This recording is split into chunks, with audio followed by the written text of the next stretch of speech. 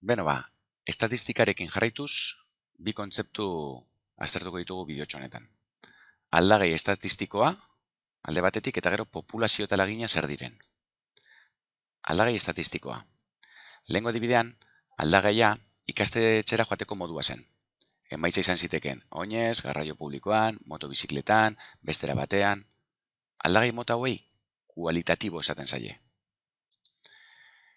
Beste adibide bat jartzearren, ikertuko bagenu klasekide bakoitzaren etxean bizi den lagun kopurua izango litzateke aldagaia.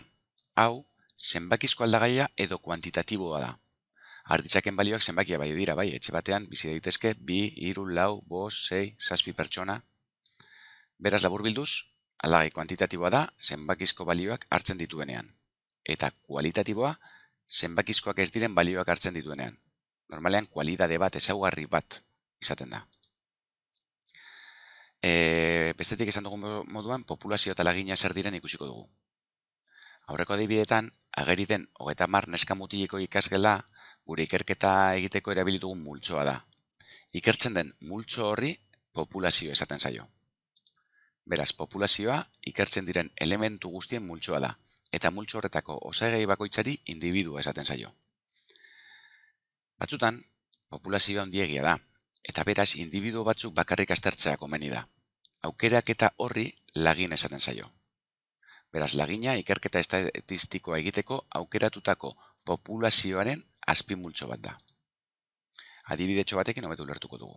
Adibidez, enpresa batek bere produktu berria herrialde osoan merkaturatu nahi du, eta beraz, kalean onarpen maila zenbatekoa den jakin nahi du. Horretarako, 480 galdeketa egingo ditu hainbat herritan. Bale. Adibide horretan, populazioa herrialde horretako pertsona guztiek eratzen dute, eta euretako bakoitza individua da. Galdetutako 480 pertsonek lagina eratzen dute. Bai, herrialde osotik 480 pertsona bakarrik ikertuko direlako, bai. Orduan, ordezkatzen aldu laginak populazio osoa? Ondo hautatuta badago, lagina ikertu eta populazio osorako fidagarria diren emaitzak lor daitezke. Beraz, lagina bakarrik ikertuta, emaitzak gero orokortu daitezke populazio osoari. Bale? Orduan, kontzeptu hauek ondo ulertu dituzuen, ikusteko ondoko ariketak egitea nahiko nuke.